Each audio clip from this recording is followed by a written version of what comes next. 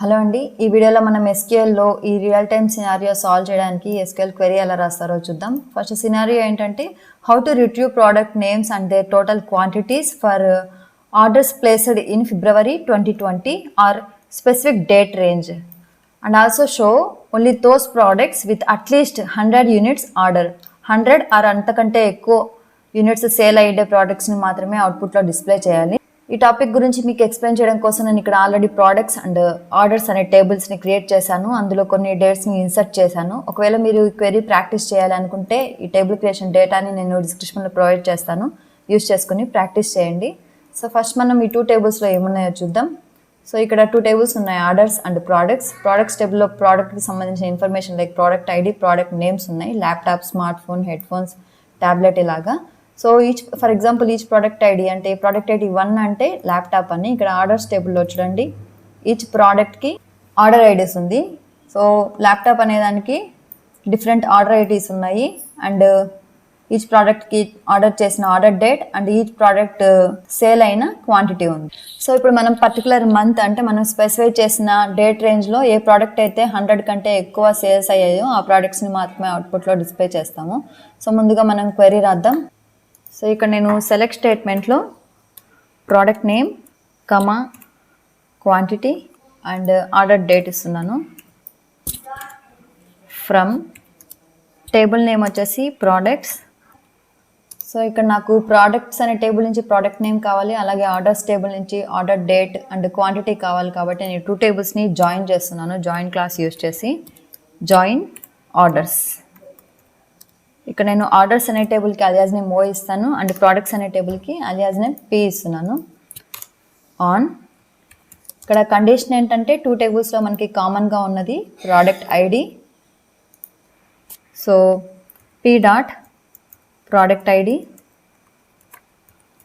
Is equals to O dot product ID. Okay, so ఇక్కడ select స్టేట్మెంట్లో P dot product name, quantity అనే column మనకి orders టేబుల్లో ఉంది కాబట్టి O dot quantity name and order డేట్కి O dot order date. So ఒకసారి orders అనే టేబుల్ చూడండి. ఆర్డర్ డేట్ అనేది మనకి స్టార్టింగ్ 5th February 2020 నుంచి 2024 1st May వరకు ఉన్నాయి.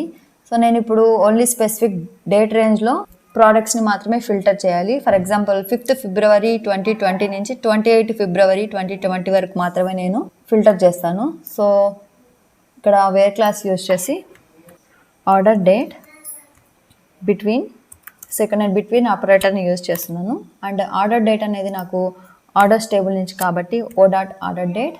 సో ఇక్కడ నేను ఈ డేట్ ఇస్తున్నాను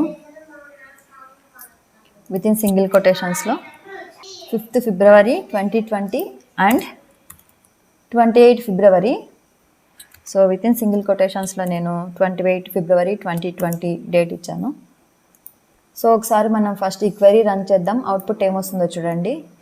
సో ఇప్పుడు అవుట్పుట్లో చూడండి, ఆర్డర్ డేట్ అనేది మనకి స్పెసిఫై చేసిన డేట్ రేంజ్ నుంచి మాత్రమే ఈ ప్రోడక్ట్స్ అండ్ రోస్ ఫిల్టర్ అయ్యాయి.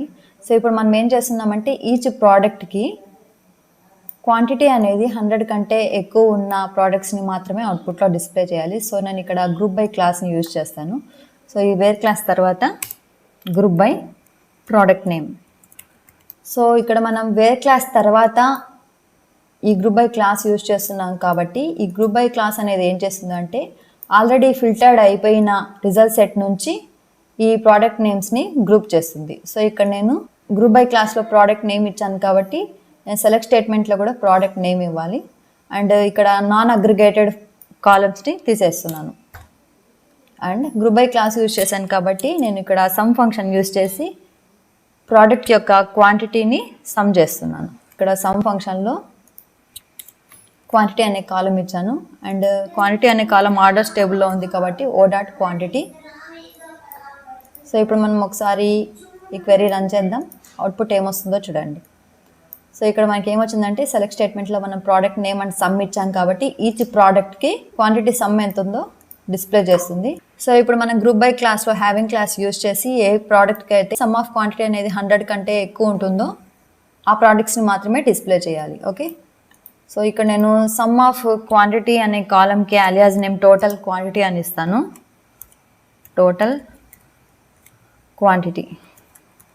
సో ఇక్కడ నేను గ్రూప్ బై క్లాస్ తర్వాత హ్యావింగ్ అనే క్లాస్ యూజ్ చేసి టోటల్ క్వాంటిటీ. సో ఈ టోటల్ క్వాంటిటీ అనేది 100 కంటే ఎక్కువ ఆర్ 100కి ఈక్వల్గా ఉన్న రోస్ని మాత్రమే డిస్ప్లే చేయమని ఇస్తున్నాను. సో ఇప్పుడు మనం ఒకసారి క్వెరీ రన్ చేద్దాం. సో ఇప్పుడు అవుట్పుట్లో చూడండి, only 2 products laptop and smart ఫోన్కి టోటల్ క్వాంటిటీ అనేది 100 కంటే ఎక్కువ ఉంది. సో డిస్క్రిప్షన్లో ప్రొవైడ్ చేసిన శాంపుల్ డేటా యూజ్ చేసుకొని మీరు కూడా ప్రాక్టీస్ చేయండి. అలాగే ఈ వీడియో కానీ మీకు నచ్చినట్లయితే తప్పకుండా లైక్ చేయండి, సబ్స్క్రైబ్ చేయండి. Thanks for watching.